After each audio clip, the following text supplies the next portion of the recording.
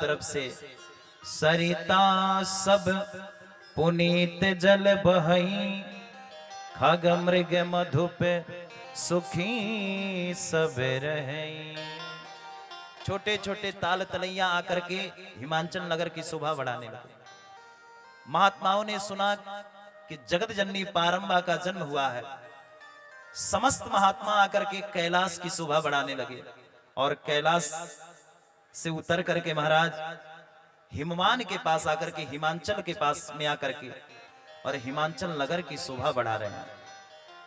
पार्वती जी का जन्म हुआ। जैसे जन्म हुआ महाराज, नारद जी का आगमन हुआ। देखो नारद जी महाराज का आगमन हो रहा है। नारद जी पधारे, पुराने जमाने के संवाददाता हैं, रिपोर्टर महाराज।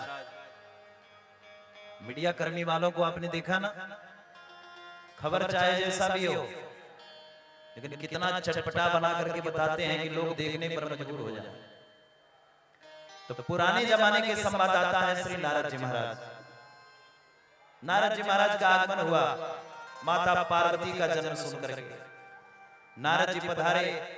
आज हिमांचल और मैना ने स्वागत किया। स्वागतम ते नमस्तुभ्यं ब्रह्म किं करवामते, ब्रह्महर्षीणां तपः साक्षान् मन्ये किं वपुर्धरम्। आइए महाराज, आपके आगमन से तो आज मेरा घर कृतार्थ हो गया। आज मेरा ये घर तीर्थ बन गया महाराज। इसलिए आइए पधारिए, विराजिए। साधु नाम दर्शनम पुण्य पापनाशनम। महाराज साधु के दर्शन करने मात्र से ही सारे जन्मों के पाप नष्ट हो जाते हैं। लेकिन वही महात्मा अगर घर में आगमन हो जाए, घर में अचानक से अतिथि का आगमन हो जाए, महात्माओं का आगमन हो जाए, तो घर भी महाराज अति पवित्र हो जाता है, धाम हो जाता है। देखो घर में 3 लोगों का आगमन हो जाए तो महाराज गंगा स्नान करने का फल प्राप्त होता है। 3 लोगों का आगमन, कौन? तो पहले है साधु। साधु का अगर अचानक से दर्शन हो जाए, घर में आगमन हो जाए, तो समझ लेना कि गंगा स्नान करने का फल हमें आज प्राप्त हो गया। दूसरा बोले दामाद। दामाद का भी अगर आगमन हो रहा है घर में, तो समझना चाहिए कि तीर्थ स्नान करने का फल आज मिला। दूसरा और तीसरा कौन है? बोले महाराज भांजा। भांजा का भी अगर आगमन हो जाए घर में, तो समझना चाहिए कि स्नान, गंगा स्नान करने का फल प्राप्त हो रहा है। तो ये तीनों का आगमन घर में हो जाने से महाराज घर अति पवित्र हो जाता है, पावन हो जाता है। इसलिए आज हिमांचल और मैना माता भी बड़े प्रसन्न है महाराज। आपके आगमन से तो आज घर कृतार्थ हो गया। आइए आइए गुरुदेव पधारी। नारद जी महाराज बैठे। हिमवान ने कहा, गुरुदेव हमारी एक पुत्री है, अब सनई सनई बड़ी हो रही है, इसलिए इसका भाग्य का वर्णन तो कर दो, इसके भाग्य में क्या लिखा है। नारद जी मुस्कुराए, मैना को इशारा किया। हिमवान ने जाओ बिटिया को बुला के लाओ।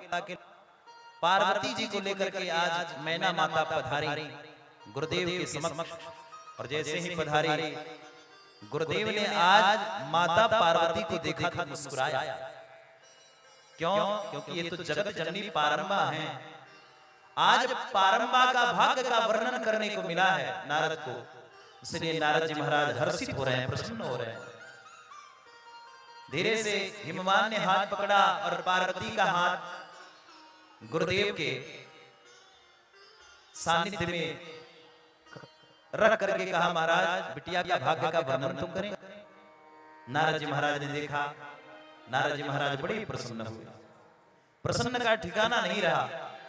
नारद जी ने कहा, राजन ये तुम्हारी जो पुत्री है ना, ये सारे लक्षणों से युक्त हैं, इसलिए इनके भाग्य का वर्णन क्या करना है।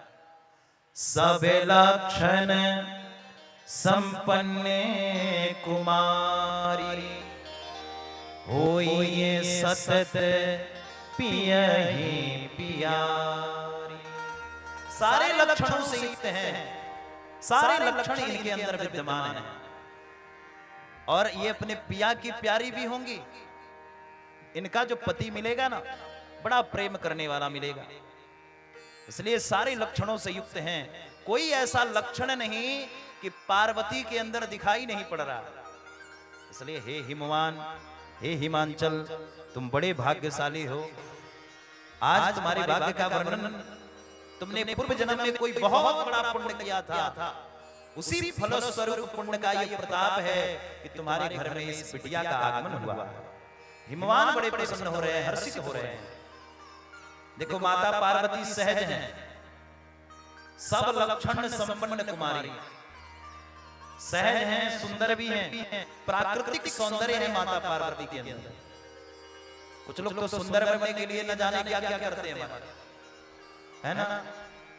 कितने हजार का क्रीम पोत लिया सुंदर बनने के लिए, ये लिपस्टिक, ये पाउडर।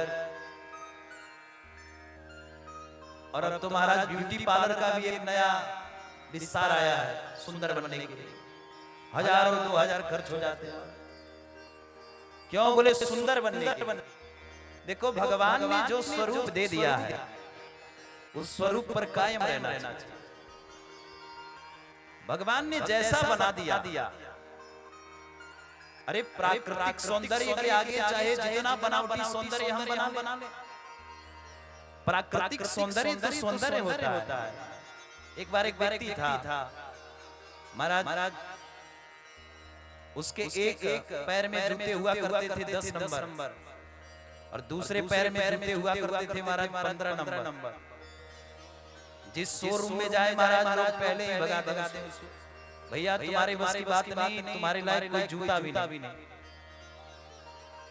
कहां से लाए ऐसा जूता? तो भगवान को बार बार पूछता था, हे प्रभु आपने मुझे कैसा बनाया? दुनिया वालों देखो कितने सुंदर हैं, कितने अच्छे हैं, और आपने मुझे कैसा बना दिया? लेकिन एक बार शोरूम से आ रहा था, तब तक उसने क्या देखा कि एक व्यक्ति टायर गाड़ी पर बैठ के जा रहा है और दोनों पैर नहीं है। भगवान को तुरंत धन्यवाद किया, हे प्रभु आपने एक बड़ा और छोटा कम से कम मुझे पैर तो दिया है, मैं चल तो लेता हूं, लेकिन देखो इसके पास तो दोनों पैर भी नहीं है। ये कैसे रहता होगा, ये कैसे चलता होगा? तुरंत भगवान को धन्यवाद किया। देखो प्यारे, जब हम अपने से ऊंचे वालों को देखेंगे तो हम सदा के लिए दुखी हो जाएंगे, और अपने से नीचे वालों को देखेंगे तो हम सदा के लिए सुखी हो जाएंगे। अरे भाई, अपने से ऊंचे वालों को आपने देख लिया, अब आपके घर में महाराज एक मोटरसाइकिल है और पड़ोसी को आप देख रहे हैं कि स्कॉर्पियो कहां से आ गया। अब दिन रात टेंशन में पड़े हो कि भैया उसके यहाँ तो स्कॉर्पियो और मेरे यहाँ केवल मोटरसाइकिल। अब महाराज नींद चैन सब बेकार, खाट पर पड़े पड़े भी वही बातें सोच रहे हो। अब सब बेकार हो गई नहीं। अगर भगवान ने एक मोटरसाइकिल हमको दिया है तो हम भगवान से धन्यवाद करना चाहिए कि हे प्रभु कम से कम आपने इस लायक तो मुझे बनाया है। लेकिन देखो हमारे पास तो ये मोटरसाइकिल भी है, लेकिन जिसके पास नहीं है, जिसके पास साइकिल है, वो कैसे रहता होगा? अगर आपको एक साइकिल प्रभु ने दिया है तो महाराज विचार करो, जिसके पास नहीं है वो कैसे रहता होगा? एक साइकिल का भी महाराज उसके पास पैसे नहीं।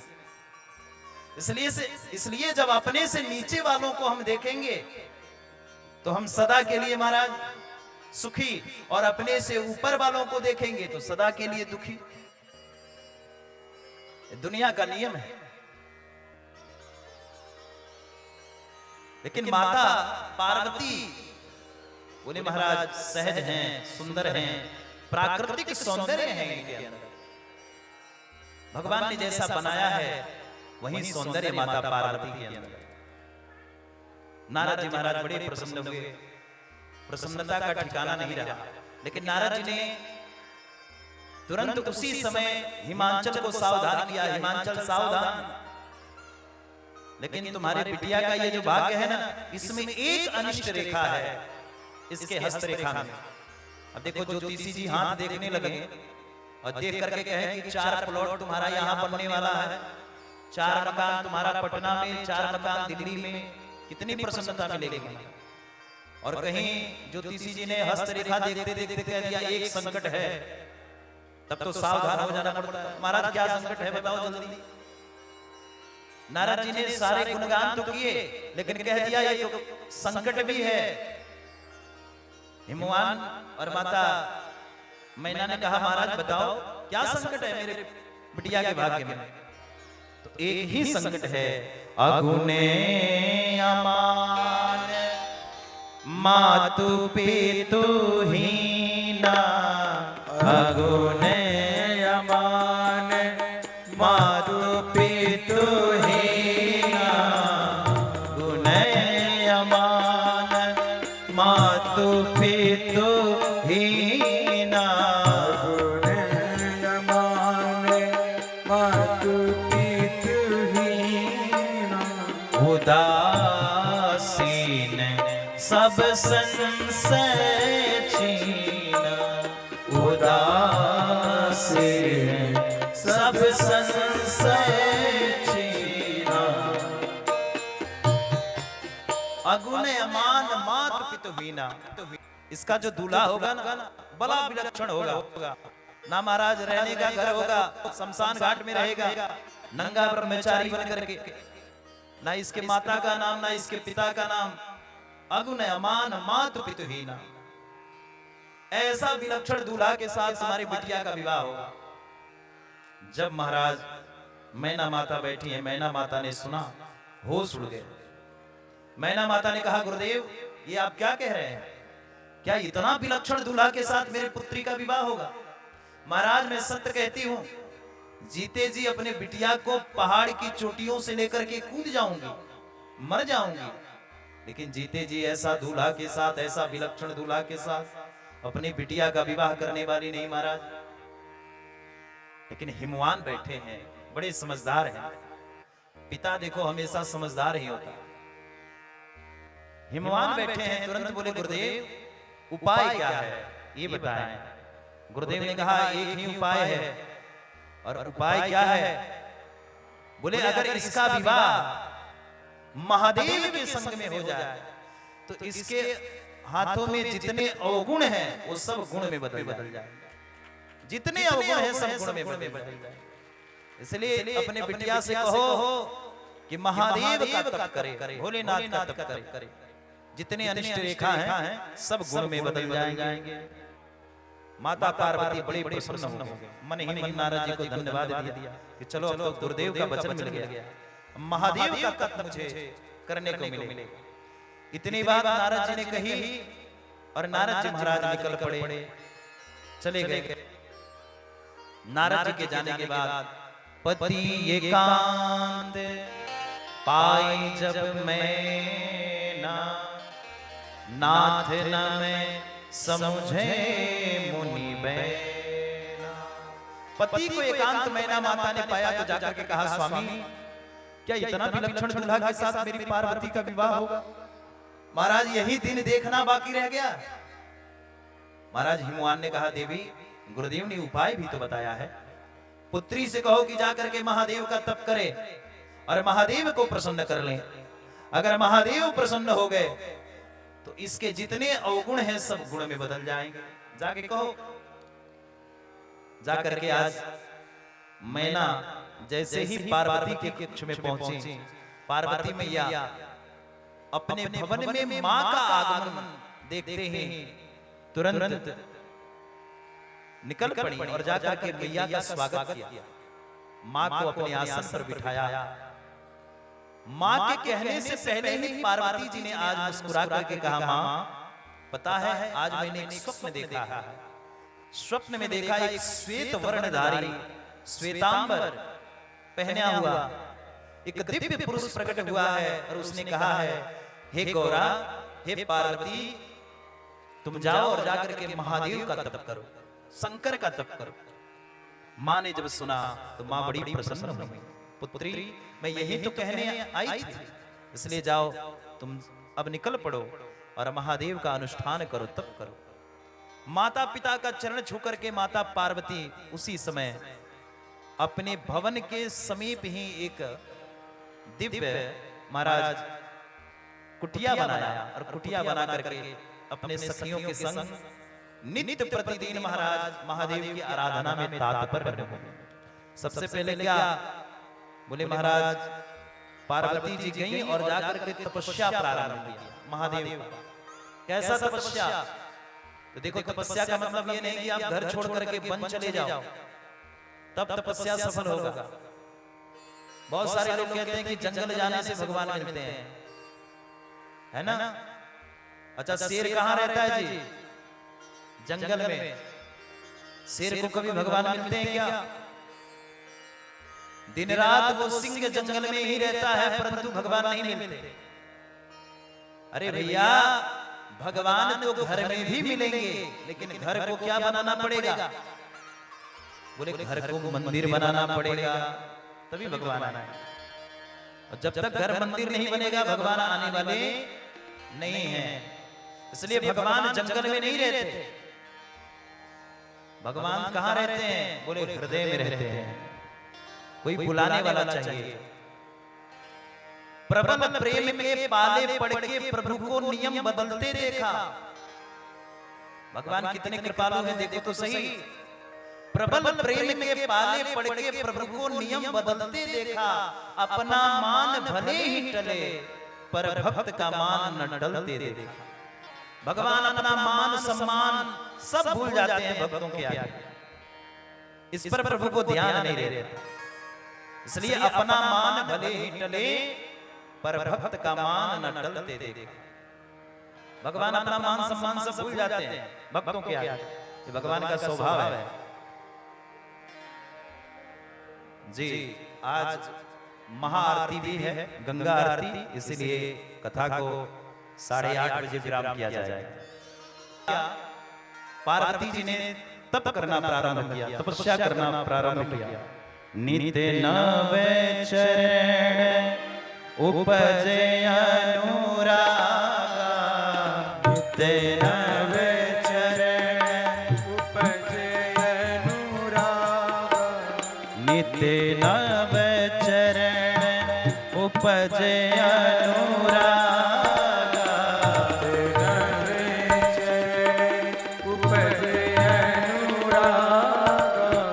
बिसरी दे हैं तपहि मन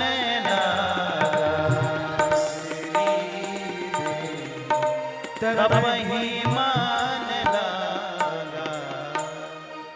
आज नित्य नव चरण उपज अनुरागा। आज भगवान के चरणों में इतना अनुराग जग गया कि अनुराग जगते ही मैया प्रसन्न हो गई और प्रसन्न होकर के महादेव का तप करने लगे। महादेव प्रसन्न हुए तपस्या से और बिसरी देह तपहि मन लागा। देखो तपस्या में शरीर की सुध नहीं रही। हम अक्सर बैठते हैं ना और बैठ करके पूजा पाठ में बैठे हैं आसन पर और मन कहाँ रहता है? बोले शरीर में हमारा। हमारा मन हमेशा शरीर में रहता है। कभी हाथ दर्द कर रहा है, कभी पांव दर्द कर रहा है, 1-2 घंटे भी बैठ नहीं सकते। क्यों? बोले शरीर का शुद्ध है और जब तक शरीर की शुद्धि बनी रहेगी तब तक भजन में मन नहीं लगेगा। इसलिए भजन करने के लिए हमें शरीर की शुद्धि को, शरीर में जो हमारा मन चिपका है इसको हटाना पड़ेगा। शरीर से मन हटाओ और मन को गोविंद के चरणों में लगा दो, महादेव के चरणों में लगा दो। माता पार्वती ने अपने शरीर की शुद्धि को, मन को हटाया और हटा करके कहां लगाया? तो बिसरी देह, देह में जो मन चिपका था इस मन को तपहि मन लागा, तपस्या में लगा। भगवान को प्राप्त करने के लिए तो यही सबसे बड़ा सुगम मार्ग है। मन को हटा करके कहां? बोले सीधे भगवान के चरणों में लगा। लेकिन महाराज ये मन ही तो है जो चिपका रहता है, मन हटता ही नहीं। मन तो संसार में लगा है। जो करते रहोगे भजन धीरे धीरे तो मिल जाएगा वो सजन धीरे धीरे। जो करते रहोगे भजन धीरे धीरे मिल जाएगा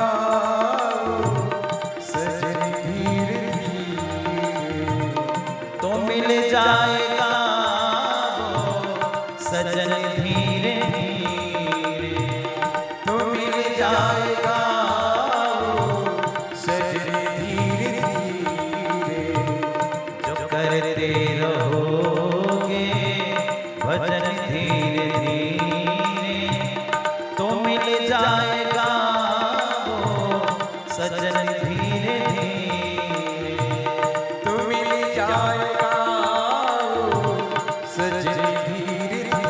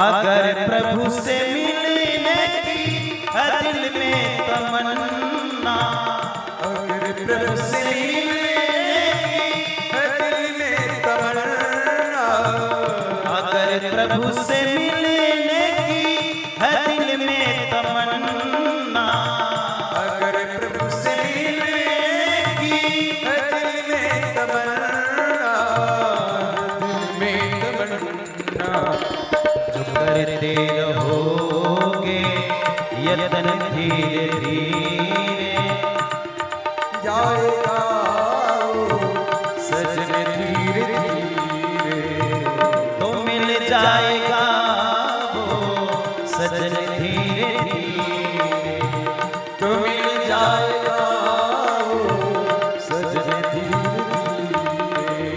हरि बोल।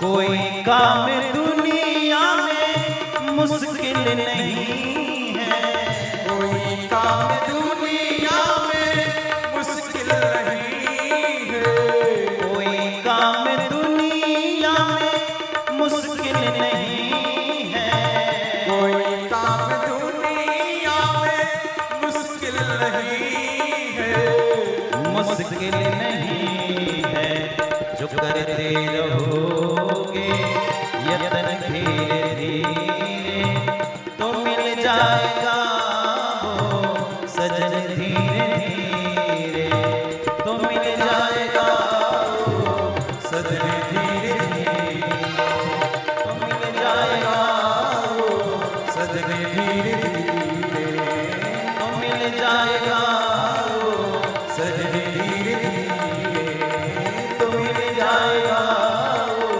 सजन धीरे धीरे। नित नव चरण उपजे अनुरागा, बिसरि दे हैं तब ही मन लागा। शरीर की शुद्धि नहीं किया, महादेव में मन रम गया। महादेव तुरंत आकाशवाणी हुई, हे पार्वती, मानो राम की वाणी है। भगवान स्वयं प्रकट होकर के कह रहे हैं, देवी आपने सती रूप को तो जला दिया है, इसलिए पार्वती बनी है, तो महादेव आपको जरूर मिलेंगे। इस स्वरूप को सुना महाराज, भाव सुनते ही पार्वती जी के नेत्र छलक गए। आकाशवाणी ने कहा, पिता जब बुलाएं तो जाकर के भवन में प्रवेश करना, और सप्त ऋषि जब आए तो समझ लेना कि महादेव से मिलने का समय नजदीक आ गया। जाकर के माता उसी समय पार्वती अपने पिता के भवन पहुंची। और इधर ये तो रहा माता पार्वती का चरित्र, इधर महादेव क्या कर रहे हैं, इस पर थोड़ा प्रकाश डालने की आवश्यकता है। जब से सती का शरीर गया है तब से 87,000 वर्ष की समाधि लगी है महादेव भोलेनाथ। कितने हजार वर्ष? 87,000 वर्ष समाधिस्थ हैं। और महाराज उसी बीच में एक घटना घटी, ताड़कासुर की उत्पत्ति हो गई। ताड़कासुर आया, ताड़का ने जाकर के तप किया, ब्रह्मा आदि देवताओं को प्रसन्न कर लिया। प्रसन्न करने के बाद इस ताड़कासुर ने वरदान मांगा अमृत का। ब्रह्मा जी ने कहा, देखो भाई, अमर तो संसार में कोई है नहीं, मुझ ब्रह्मा विष्णु महेश को छोड़ के, इसलिए कोई अमर नहीं है, और कुछ मांग लो। तो बोला, यही वर दे दो कि महादेव की पुत्र से हमारी मृत्यु हो। देखो भाई, असुरों का यह स्वभाव है, असुर भी बड़ा चालाक होते हैं। उसने कह दिया कि महादेव के पुत्र से हमारी मृत्यु हो, मतलब महादेव तो समाधिस्थ हैं, 87,000 वर्ष की समाधि, और इनके पुत्र के द्वारा मृत्यु होगी तो समाधि खुलेगी। कब खुलेगा? और समाधिस्थ हैं, 87,000 वर्ष बीत गया तो क्या समाधि खुलेगी? विवाह होगा ही नहीं, पुत्र होगा नहीं, तो हमारी मृत्यु भी सुनिश्चित नहीं है। इसलिए वरदान मांग लिया। महाराज ब्रह्मा जी ने तथास्तु किया, और ताड़कासुर ने जाकर के दिग्विजय करने के लिए समस्त विश्व पर विजय प्राप्त करके उसी क्षण गदा का हटास बांध करके स्वर्ग पर पटका। स्वर्ग के देवता स्वर्ग छोड़ करके फरार हो गए। देवता थोड़ा सा डरपोक हैं, जैसे ही दैत्यों का साम्राज्य स्थापित होता है और गदा का प्रहार सुनते हैं महाराज, पहले ही थर-थर कांपने लगते। स्वर्ग छोड़ करके भगे, ब्रह्मा जी के पास गए, हे ब्रह्मदेव त्राहि माम, रक्षा करो रक्षा करो। ब्रह्मा जी ने कहा, किस चीज से रक्षा करो? तो ताड़कासुर का ये भयक्रांत भय है, इसलिए महादेव को किसी प्रकार से जगाया जाए। ब्रह्मा जी ने कहा, चलो महादेव को जगाया जाए, महादेव की समाधि खुले। जाकर के बड़े यत्न किए गए महाराज महादेव की समाधि खुलने के। नाना प्रकार के डिंडिमिया बजाई गई, बड़े बड़े अप्सराओं का आगमन हुआ। महादेव समाधिस्थ हैं, समाधि नहीं खुल रहा। उसके बाद पुनः उसी क्षण देवताओं ने जाकर के महादेव की तपस्या को भंग करने के लिए कामदेव को मना, और कामदेव को मना करके कहा, हे काम, आप प्रसन्न चित्त होकर के और निकल पड़ो और महादेव की समाधि को खोलो। असुति सुरन कीने अति हेतु, प्रगट्यो विष भान जस की। स्तुति किया, प्रकट हुए कामदेव। कहा, देवताओं क्या कार्य है? तो बोले, कार्य यही है कि किसी प्रकार से महाराज चल करके महादेव की समाधि को भंग किया जाए, तभी तो जाकर के ताड़कासुर का उद्धार होगा। कामदेव बोले, नाना मेरे बस की बात नहीं है, महादेव के पास त्रिनेत्र है, और जैसे ही तीसरा नेत्र खुलेगा हम तो जल के भस्म हो जाएंगे। नहीं नहीं महाराज, आप चलिए। लेकिन काम की पत्नी है रति, रति ने समझाया, हे पतिदेव, मनुष्य वही है जो एक दूसरे के कार्य में आवे, एक दूसरे का सहयोगी बने। अब धरातल पर केवल मनुष्य का तन मिल गया और हमसे हमारा पड़ोसी ही सुखी नहीं है, हमसे हमारा भाई ही सुखी नहीं है, हमसे हमारी पत्नी ही सुखी नहीं है, तो महाराज ये शरीर लेने का कोई मतलब नहीं, धिक्कार है ऐसे शरीर का। देखो ये मनुष्य को देख करके चार पशु बड़े हंसते हैं। चार पशु सवैट बारह होशै खरै संतोत तो पुरुषो पशु। सवैट पहला क्या है बोले कुत्ता। कुत्ता मनुष्य को देख करके बड़ा हंसता है। क्यों हंसता है जी? कुत्ता का स्वभाव है अपने जात वालों को नहीं देख सकता। जहां एक कुत्ता को देखेगा महाराज काटने पहले दौड़ेगा, भैया मेरे मोहल्ले में कैसे तू, है ना? स्वभाव है मनुष्य का। तो ये मनुष्य का स्वभाव है, इसलिए कुत्ता एक कुत्ते को काटने दौड़ता है। और महाराज वही कुत्ता जब मनुष्य को देखता है कि ये मनुष्य अपने भाई भाई के लिए, एक टुकड़े के लिए भाई भाई को मार देता है, बाप बेटे कोर्ट कचहरी में खड़े हो जाते हैं, पड़ोसी पड़ोसी के लिए महाराज हत्या करने के लिए भी तैयार है।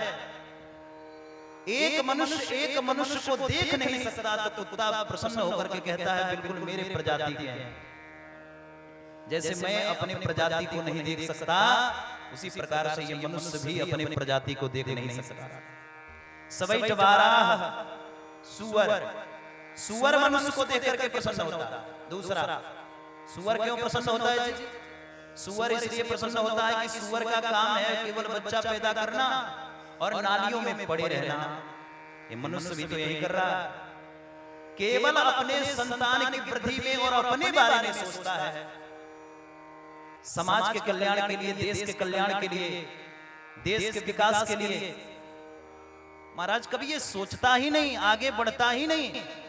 केवल कमाओ खाओ और बच्चों का परवरिश कर लो। अरे भाई कम से कम समाज के विकास, देश के विकास के बारे में भी तो हमें सोचना चाहिए। जब समाज बचेगा, देश बचेगा, तभी हम सुरक्षित रहेंगे।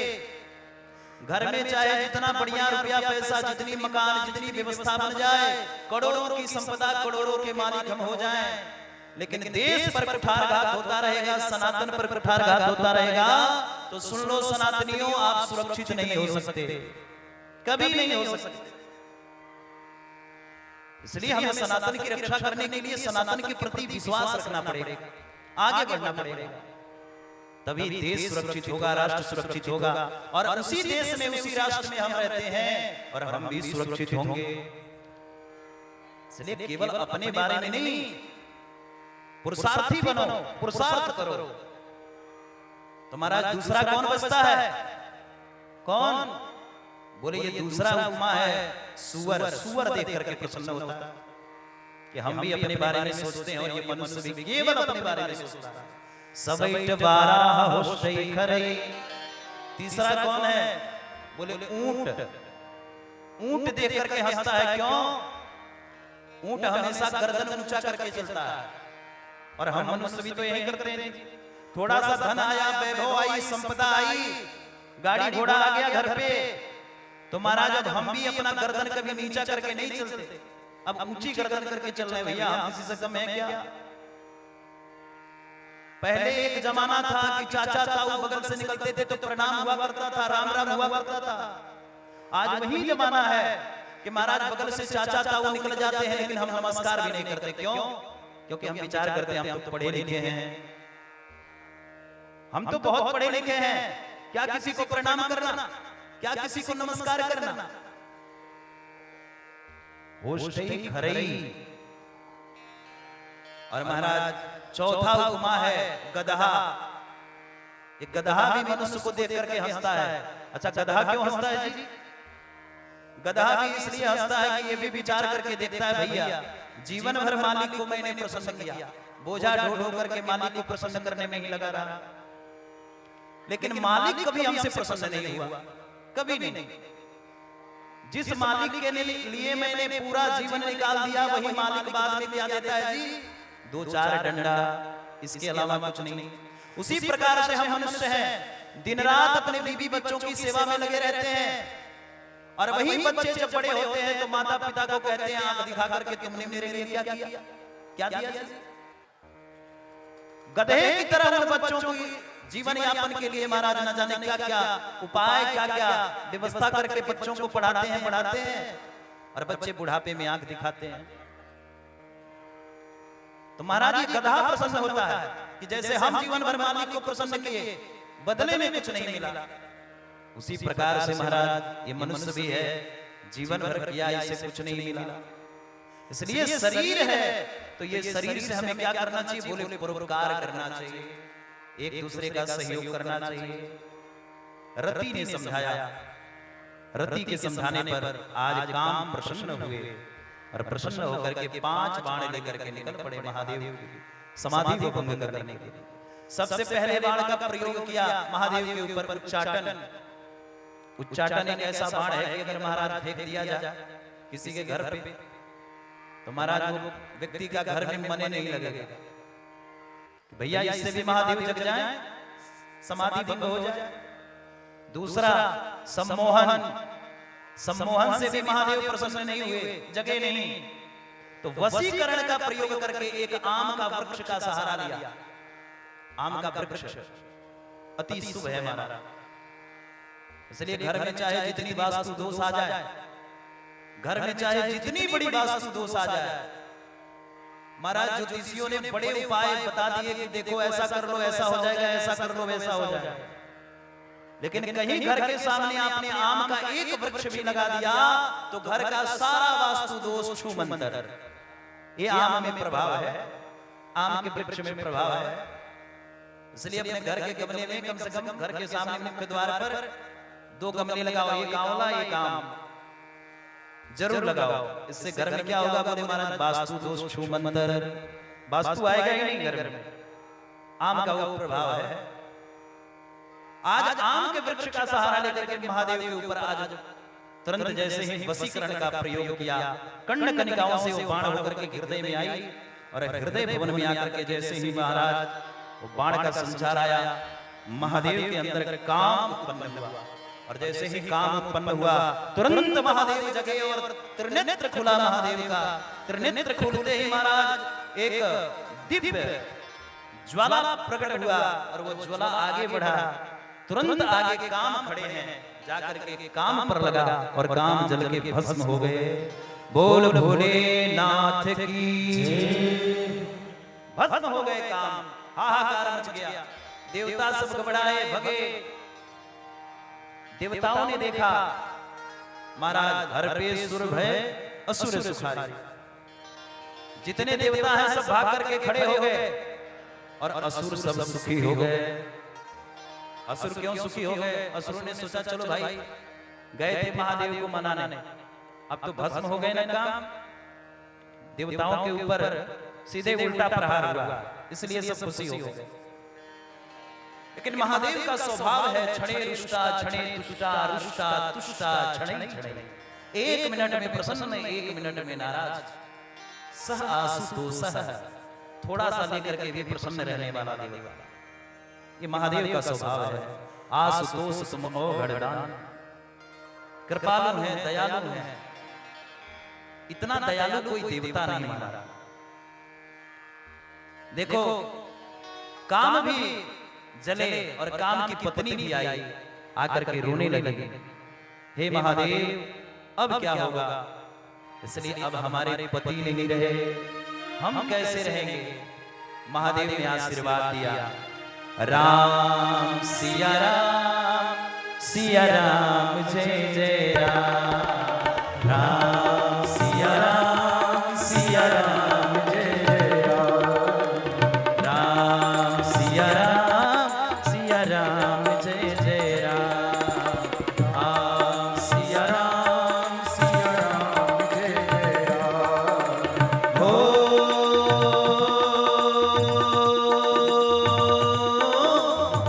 जब यदुवंश कृष्ण अवतारा,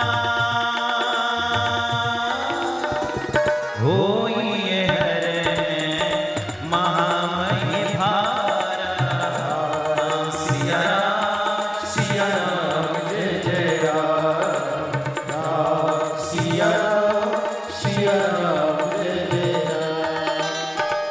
कृष्ण तनय होई है पति तोरा, बचन अनन्या होई न मोरा, सिया राम जय जय राम, राम सिया राम जय जय राम। रति कवनी सुनी शंकर बानी, ओ कथाय परे अब कहूं बखानी। राम सिया राम जय जय राम, राम सिया राम जय जय राम। रति को शांत किया महादेव ने। देवी घबराओ नहीं, कृष्ण तनय हुई है पति तोरा, द्वापर आने दो। भगवान श्री कृष्ण के प्रथम पुत्र के रूप में, प्रद्युम्न के रूप में तुम्हारे पति मिलेंगे। संबरासुर के घर में जाकर के आनंद पूर्वक दासी पूर्वक दासत्व स्वीकार करके रहना, और उसी संबरासुर के घर में तुम्हारे पति मिलेंगे। द्वापर में प्रद्युम्न के रूप में रति ने अपने पति को प्राप्त किया। लेकिन हे देवी, मैं आशीर्वाद देता हूं, आज के बाद तुम्हारे पति का शरीर नहीं रहेगा, लेकिन अनंग सब में व्याप्त रहेंगे। वो सब में पाए जाएंगे, सब में मिलेंगे। उनका स्वरूप प्रसन्न हो गई रति, और महादेव ने अपने अगल बगल में देवताओं को देखा। देवताओं से कहा, भैया क्या बात है? देवता थर थर कांप रहे हैं कि भैया पहले ही काम जल करके भस्म है, और कहीं महादेव की दृष्टि हम पर न पड़ जाए। लेकिन महादेव ने कहा कि भाई देवताओं बताओ तो सही, लेकिन ब्रह्मा जी को देख लिया हमारा। ब्रह्मा जी व्यवहार जगत में पिता है महादेव के, भ्रकुटी से वेदन हुआ है, इसलिए ब्रह्मा जी को देखा तो नमस्कार किया। ब्रह्मदेव ने कहा, हे महादेव, ये देवता आपसे कुछ याचना करने के लिए आए हैं। भोलेनाथ ने कहा, क्या करने आए हो बताओ। देवताओं ने आग्रह किया, सरकार आग्रह एक ही है, आप विवाह कर लो। बाबा बड़ी जोर से हंसे, इतने जोर से हंसे कि महाराज देवता भी मुस्कुराने लगे। बाबा ने कहा, विवाह? और भैया 87,000 वर्ष की समाधि के बाद तो विवाह ठीक है मैं करूंगा, लेकिन कोई तैयार भी तो होना चाहिए विवाह करने के लिए। बोले उसके लिए हम पहले से व्यवस्था कर दिए हैं। उसके लिए एक बिटिया पार्वती के रूप में आपकी तप कर रही हैं। जैसे ही कहा, महादेव ने कहा, अच्छा ऐसी बात है क्या, सत्य में है? देवता बोले, बिल्कुल सरकार। अरे बियाह बाबा, अरे बियाह बाबा, अब करी ना रौरा। बियाह बाबा, अब करी ना रौरा। बियाह बाबा, अब करी ना रौरा। बियाह बाबा, अब करी ना रौरा। ए भोला दानी रौरा सब जानतानी, ए भोला दानी रौरा सब जानतानी, ए भोला दानी रौरा सब जानतानी, ए भोला दानी रौरा सब जानतानी। अरे जान के बनीले, जान के बनीले बौरा बाबा, अब करी ना रौरा। बियाह बाबा, अब करी ना रौरा। बियाह बाबा, अब करी ना रौरा। बाबा ने कहा, तो ठीक है विवाह करने के लिए हम तैयार हैं, लेकिन भैया इसका प्रयोजन क्या रहेगा? देवताओं ने कहा, अरे अब ना सहल जाता तड़कासुर के उत्पात, सहल जाता तड़कासुर के उत्पात, अब ना सहल जाता तड़कासुर के उत्पात, सहल जाता तड़कासुर के उत्पात। अरे हमनी के कैलाश, हमनी के कैलाश तबाह बाबा, अब करी ना रौरा। बियाह बाबा, अब करी ना रौरा। बियाह बाबा, अब करी ना रौरा। बाबा ने कहा, तो ठीक है विवाह करेंगे, और बाराती कौन बनेगा जी? देवताओं ने कहा, सरकार अरे सब लोग बनी है बाराती, रौरा दुल्हा बनी। सब लोग बनी है बाराती, रौरा दुल्हा बनी। ए भोला दुल्हा बनी, ए शिव दुल्हा बनी। ए भोला दुल्हा बनी, ए शिव लोगवा बनी है बाराती रौरा दुल्हा बनी सब लोगवा बनी है बाराती रौरा दुल्हा बनी ए शिव दुल्हा बनी ए भोला दुल्हा बनी ए शिव दुल्हा बनी ए भोला दुल्हा बनी सब लोगवा बनी है बाराती रौरा दुल्हा बनी सब लोगवा बनी है बाराती रौरा दुल्हा बनी महादेव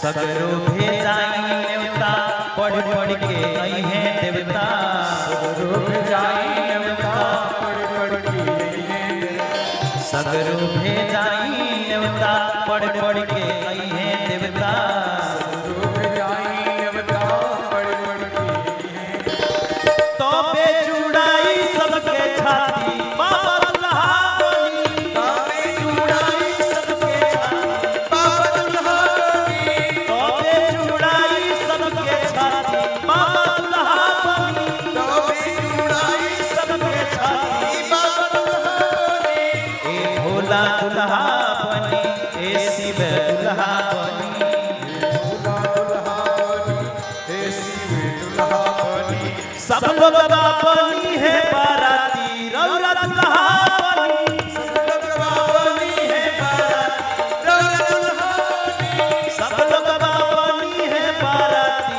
रौरा दुल्हा बनी सब लोगवा बनी है बाराती रौरा दुल्हा बनी बाबा जब सुने तो बाबा प्रसन्न हो गए बोले ठीक है सब ऋषियों को बुलाया भैया जाओ और सबसे पहले जाकर के परीक्षा ले लो पहले ये ऐसा परीक्षा लेना कि जाकर के सबसे पहले हमारी बुराई करना लाख बुराई करने के बाद भी विवाह सेट हो जाए तो समझ लेना कि विवाह पक्का है देखो समाज में दो प्रकार के लोग रहते हैं एक होते हैं विवाह जोड़ने वाले और एक होते हैं विवाह काटने वाले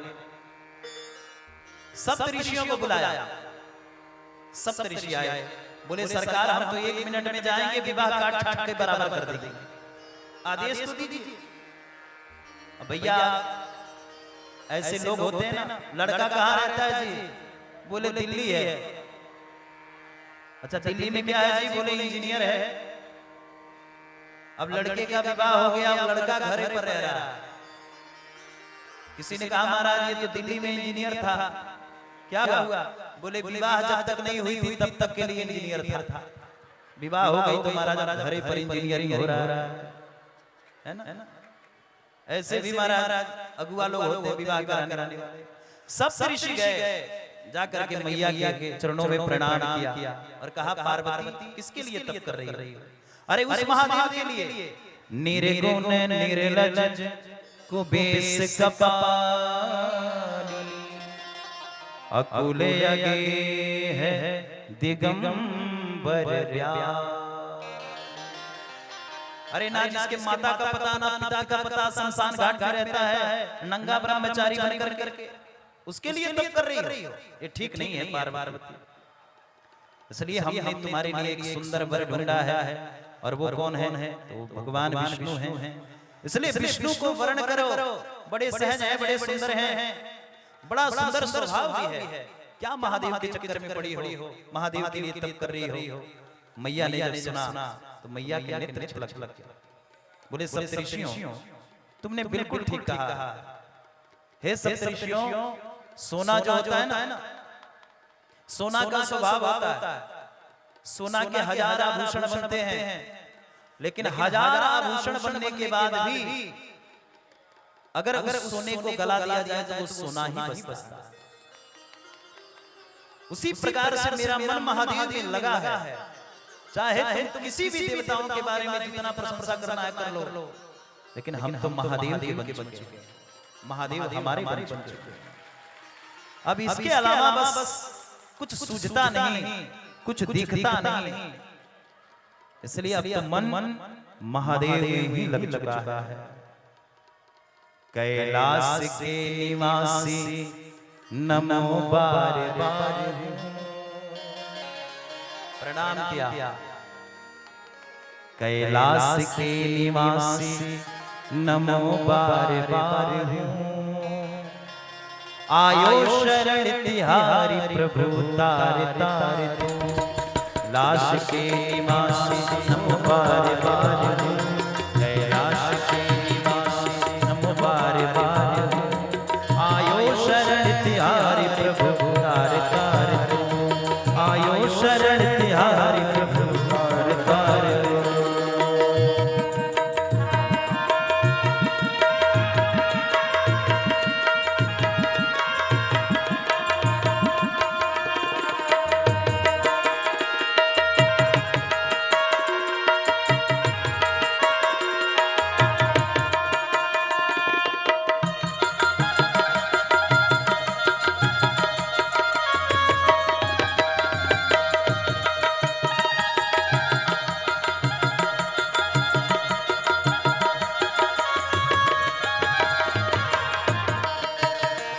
भक्तों को कभी शिव ने नाराज ना किया, तो कभी शिव ने नाराज ना किया।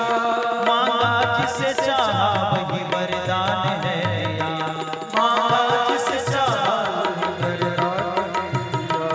मांगा जिसे चाहा वही वरदान है दिया, मांगा जिसे चाहा वही वरदान है दिया। बड़ा है तेरा दायरा, बड़ा कतार तू, बड़ा है तेरा दायरा, बड़ा है तेरा दायरा, बड़ा कतार तू, तेरा दायरा, आयो शरण तिहारी प्रभु बार बार, आयो शरण तिहारी प्रभु तार तार, आयो शरण तिहारी प्रभु तार तार, आयो शरण तिहारी प्रभु तार। मैया ने बड़ा सुंदर महादेव के बारे में बताया। सप्त ऋषि प्रसन्न हुए, सप्त ऋषियों ने मां का जय जयकार किया। देखी प्रेम बोले मुनि ज्ञानी, जय जय जय जगदम्बिके भवानी। सप्त ऋषियों ने प्रणाम किया। मां समझ गए आप महादेव की हैं, इसलिए हे अंबिके भवानी आपके चरणों में प्रणाम है। भवानी के चरणों में प्रणाम करके सप्त ऋषि गए। महादेव से कहा भोलेनाथ अब जल्दी से आप तैयार हो जाइए, और हमने आपका विवाह फिक्स कर दिया है। लगन पत्रिका महाराज बना महादेव का। सोचो आप, आजकल तुम्हारा विवाह कोर्ट मैरिज, लगन पत्रिका के बारे में कुछ जाना ही नहीं जाता। महादेव का लगन पत्रिका बना महाराज, और चैत शुक्ल महाराज आज पंचमी तिथि और बृहस्पतिवार के दिन महादेव का सुंदर लगन पत्रिका बना। समस्त देवताओं को मिला लगन पत्रिका। देवताओं ने जब पढ़ा तो देवता रह नहीं पाए। देखिए बाबा अभी सज नहीं रहे हैं, देवता पहले से तैयारी बना लिए। इधर महाराज भगवान यम को मिला लगन पत्रिका का मुहूर्त और पत्रिका। जैसे ही न्योता पढ़े महाराज अपने काले अंगूठे भैंसे को रगड़ रगड़ के स्नान करवाने लगे। क्यों? क्योंकि बाबा का बारात चलना है। इंद्र देवता ने जब सुना तो महाराज पुष्पक विमान को सजाने लगे। चारों तरफ फूलों की लड़ियों को लगाना प्रारंभ किया। क्यों? बोले बाबा का बारात चलना है। वरुण देवता महाराज प्रसन्न हो गए, जल के स्वामी अपने वाहन को सजाने लगे। जितने भी देवता हैं सब नाना प्रकार के वाहन को सजा करके रेडी हैं, तैयार हैं, और बाबा बैठे हैं, मौन हैं। 3 बज गया, शाम का समय है। देखो पहुंचना है कैलाश, लेकिन 3 बज गया। गणों को चिंता हो गया, बाबा के 2 गण श्रृंगी और भृंगी, इनको चिंता हो रही है। क्यों? क्योंकि विवाह का एक समय होता है ना जी, विवाह पहुंचने का। और विवाह पहुंचने का क्या समय है जी? क्या समय है? बोले गोधेली बेला। गोधेली बेला किसे कहते हैं? बोले महाराज ये गोधेली बेला जो है ना, ये 5 बजे से और 7 बजे के बीच का समय होता है, जिसे गोधेली बेला कहते हैं। आजकल तो भगवान मालिक है कितने बजे बारात पहुंचता है ना। पहले बारात एक समय सुनिश्चित समय पर पहुंचता था, आज की बारात की नहीं कहेंगे। और पंडित जी भी महाराज क्या करते हैं? बोले 1 घंटे 2 घंटे का मुहूर्त है और उसी में लगन पत्रिका बन गई महाराज। अब मान के चलो 10 से 12 बजे का मुहूर्त है और बारातें 10 बजे पहुंच रहा है, तो मुहूर्त में विवाह होगा। इसीलिए विवाह खंडित हो रहे हैं। इसलिए 60 काट में आप लोग पड़े हो कि महाराज सब कुछ जल्दी से जल्दी हो जाए।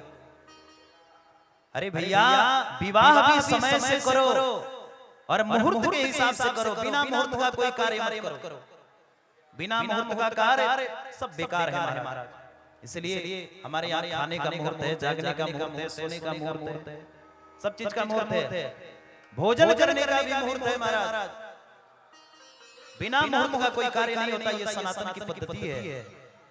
बिना मुहूर्त का जो कार्य है वो कार्य कभी सफल नहीं हो सकता। और मान के चलो बिना मुहूर्त का अगर कोई कार्य करना भी है तो महाराज शास्त्रों का नियम है तदेव लग्नं सुदिनं तदेव। पहले गणपति का स्मरण करो, भगवान के सानिध्य में बैठ करके प्रभु के चरण कमलों का ध्यान करो और उसके बाद पुनः यात्रा करो। विधान है, इसलिए मुहूर्त का बड़ा हिसाब किताब है। आज बाबा बैठे हैं श्रृंगी और भृंगी ने कहा कि महाराज देवता तो पहले सज गए, लेकिन अपने वालों को बुलाओ, बाबा वालों को बुलाओ। बाबा वाले कौन है जी? भृंगी ने श्रृंगी से कहा, श्रृंगी ने श्रृंगी उठाई और उठा करके महाराज तुरंत श्रृंगी को फूका, हर हर महादेव, हर हर महादेव, हर हर महादेव। जैसे ही महाराज महादेव हुआ तुरंत महाराज जय जयकार प्रारंभ हो गया। उधर से महाराज दौड़ने लगे, हर हर महादेव, हर हर महादेव, हर हर महादेव। डाकनी, साकनी, पिचासनी, भूतनी, बैतालिनी, चुड़ैल, डाइन सब दौड़ पड़े महाराज। भूत प्रेतों का तो कतार लग गया महाराज। और महाराज इतने ही साधारण भूत प्रेत नहीं है महाराज, कोई सुअर के मुख वाला भूत है, कोई बंदर के मुख वाला भूत, कोई कुत्ता के मुख वाला भूत, ऐसे ऐसे भूत प्रेत हैं। किसी के हाथ है तो हाथी हाथ है, किसी के दांत है तो दांती दांत है, किसी के सिर है तो सिर ही सिर है, किसी के बाल है तो बाल ही बाल, ऐसे ऐसे।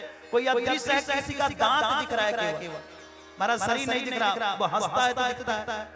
ऐसे ऐसे चाइना वाले भूत, ऑस्ट्रेलिया वाले भूत, श्रीलंका वाले भूत और पटना वाले भूत भी पहुंच गए बाबा की बारात, है ना जी। बाबा का बारात है ना, साधारण बारात नहीं है, शंकर का बारात है हमारा। सारे भूत प्रेतों का कतार लग गया, सब आकर के बाबा के पास बैठ गए, हर हर महादेव, हर हर महादेव, हर हर महादेव करने लगे। श्रृंगी भृंगी ने शांति किया, अरे भैया शांति बैठो। बाबा का एक स्वरूप है ना भुजगेंद्र हार, भुजंगों को भी जो हार बनाए वही तो शिव है, स्वभाव है प्रभु का। सब आकर के बैठ गए बाबा के इर्द गिर्द में, सानिध्य में। अब महाराज दुल्हा बैठा है, बाबा मौन बैठे हैं। एक ने कहा भैया सजाओ ना, एक ने कहा क्या सजाएं? बोले दुल्हा। बोले हम कभी दुल्हा बने हैं कि दुल्हा सजाएं? अरे भाई दुल्हा तो वही सजाता है, कोई दुल्हा बना हो। लेकिन देखिए बाबा को सजाने के लिए कौन आया है? ना दुल्हा कभी देखा है और ना ही कभी दुल्हा बना है। ऐसे लोग हैं बाबा को सजाने वाले। दौड़ पड़े महाराज भूत प्रेत और जाकर के महाराज बाबा का दिव्य श्रृंगार करने लगा। शिव ही शंभु गण करहि श्रृंगारा, शिव ही शंभु गण करहि श्रृंगारा, शिव ही शंभु गण करहि श्रृंगारा, शंभु गण करहि श्रृंगारा।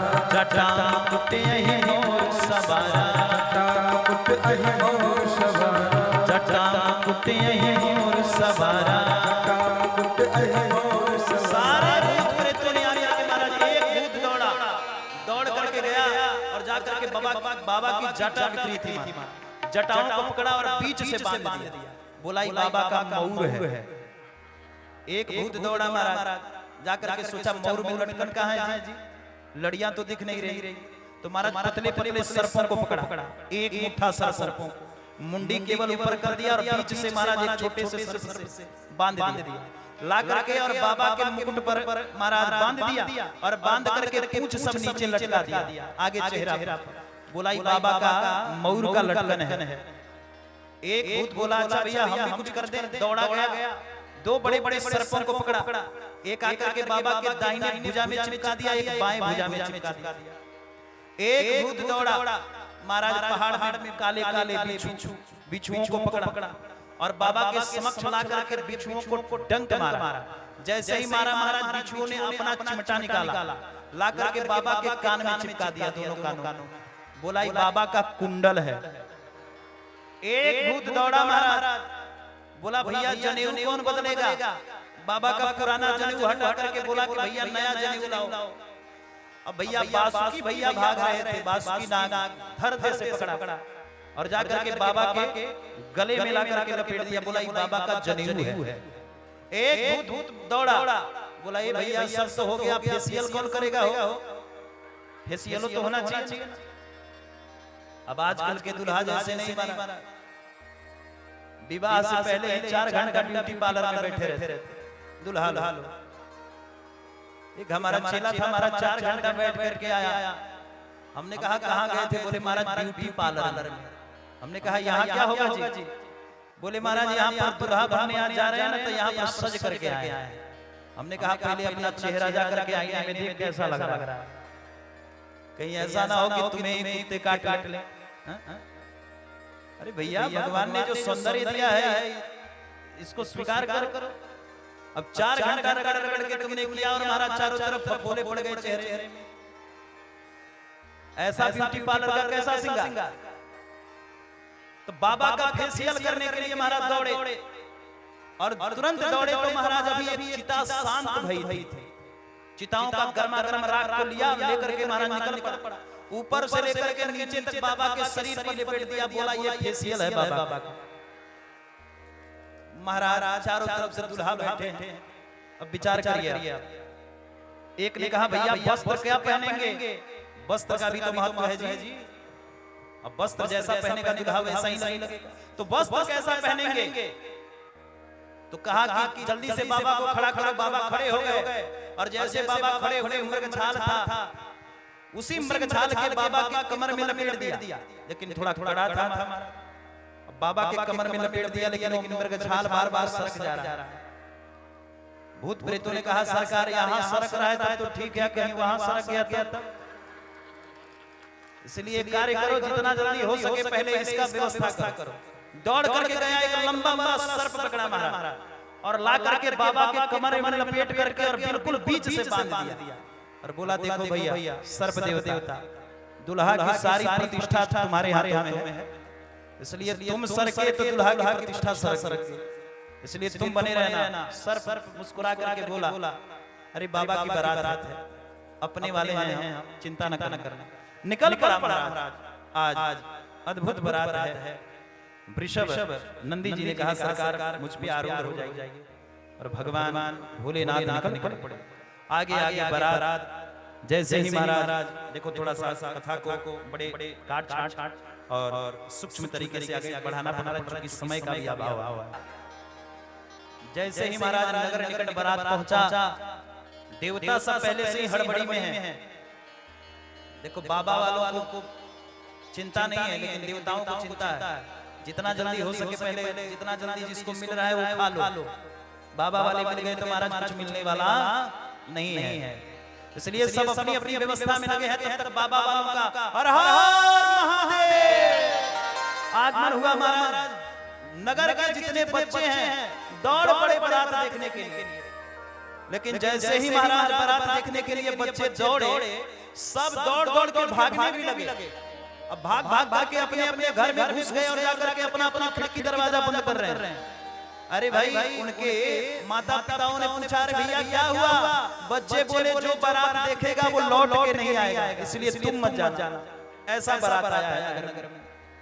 महाराज बारात का हड़कंप मचा, इधर बाबा वाले दौड़ पड़े, अभी देवता जलपान ही कर रहे थे, तब तक बाबा वालों का आक्रमण हो गया। कोई रसगुल्ले के कुंड में गिर के हर हर महादेव, कोई जलेबी के कुंड में गिर के हर हर महादेव, कोई रायते के कुंड में गिर के हर हर महादेव होने लगा।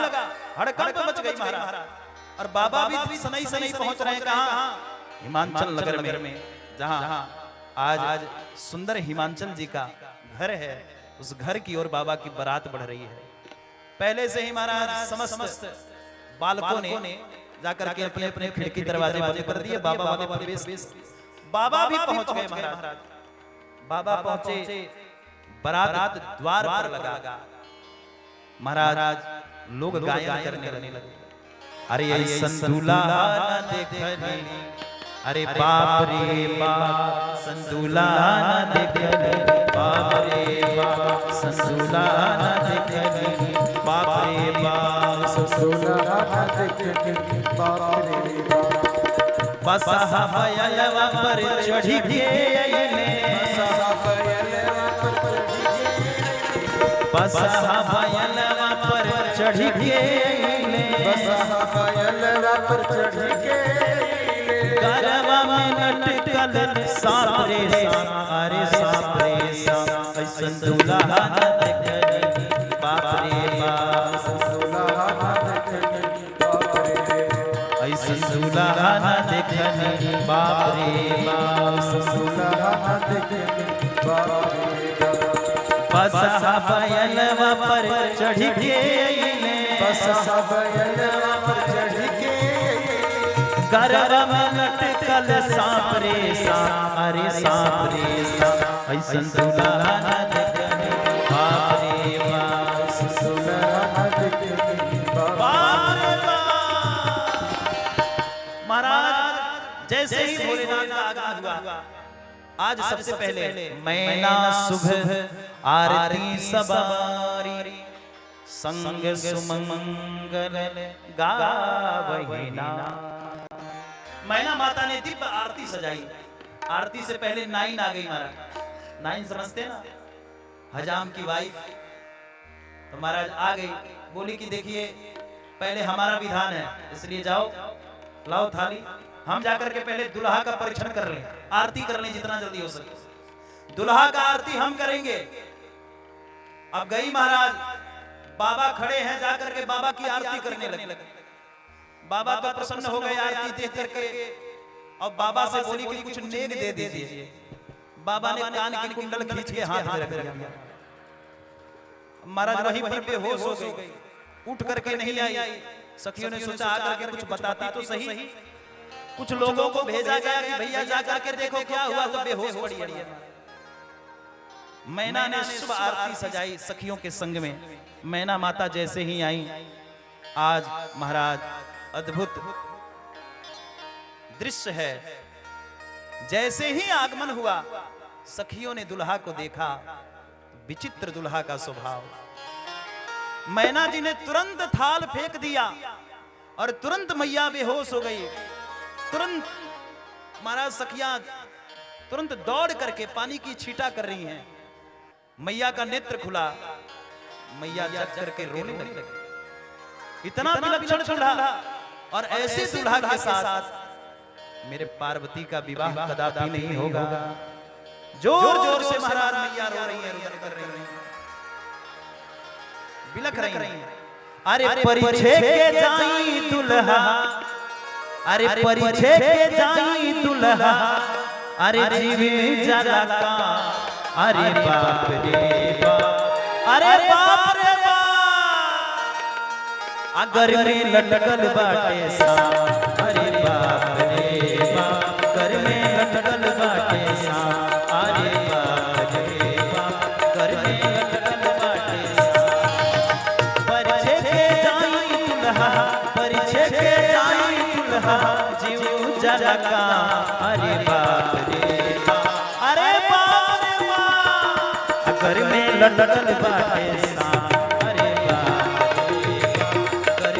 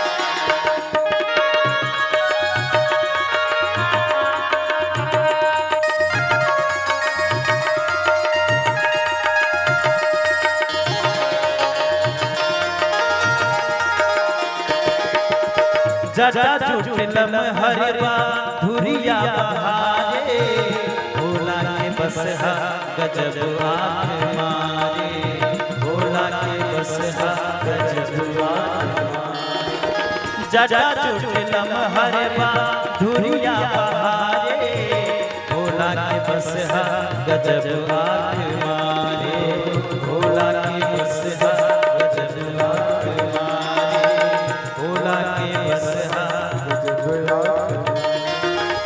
गौरा पर देखी मैना गौरा पर देखी मैना गौरा पर देखी मैना गोरेली बिला अरे बाप रे बाप अरे बाप रे बाप घर में लटकल बाटे सांप अरे बाप रे बाप घर में लटकल बाटे सांप अरे बाप रे बाप घर में लटकल बाटे सांप